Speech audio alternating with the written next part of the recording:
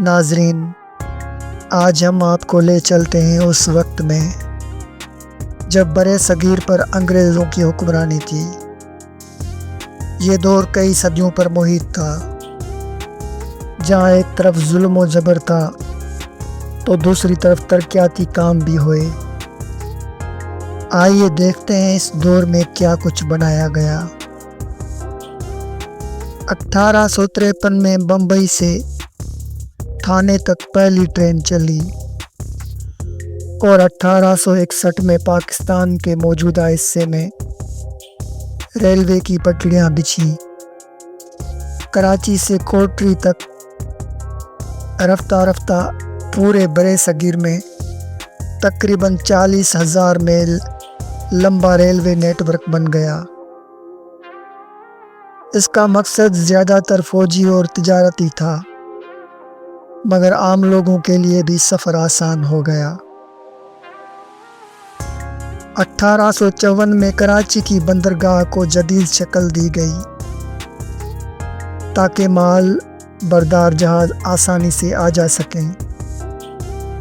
اسی طرح بمبئی اور کلکتہ کی بندرگاہوں کو بھی ترقی دی گئی۔ یہی بندرگاہیں آج بھی پاکستان اور بھارت کی معیشت کی ریڑھ کی ہڈی ہیں۔ انگریزوں نے اپنے اقتدار کو مستحکم کرنے کے لیے شاندار عمارتیں بنائیں۔ لاہور میں museum, high court, general post office اور پنجاب یونیورسٹی، جبکہ کراچی میں فریئر ہال، امپریس مارکیٹ اور سندھ اسمبلی، بمبئی اور کلکتہ میں ریلوے اسٹیشن، عدالتیں اور گورنر ہاؤسز۔ یہ عمارتیں آج بھی اس دور کی یاد دلاتی ہیں اور آج بھی موجود ہیں۔ 1857 کے بعد یونیورسٹی سسٹم قائم ہوا۔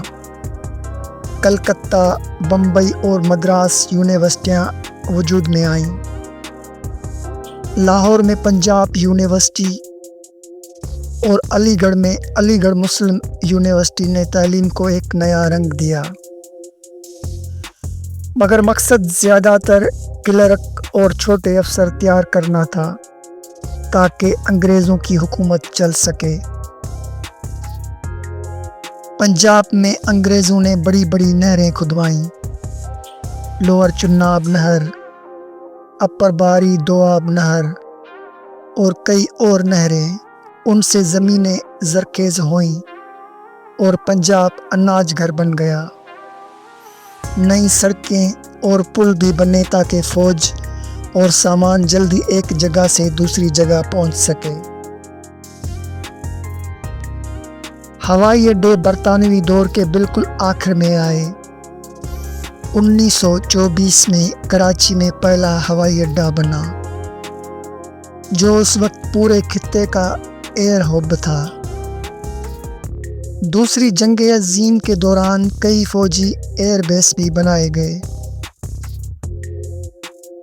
یوں برطانوی دور میں جہاں ایک طرف لوٹ مار اور غلامی تھی، وہیں سڑکیں، ریلوے، بندرگاہیں، نہریں، تعلیمی ادارے اور عمارتیں بھی بنیں۔ یہ سب کچھ آج بھی ہمارے شہروں اور زندگی میں نظر آتا ہے، لیکن اصل سوال یہ ہے کہ یہ ترقی ہماری تھی یا انگریز اپنی حکومت کو مضبوط کرنے کے لیے یہ سب کر رہے تھے؟ فیصلہ آپ کریں۔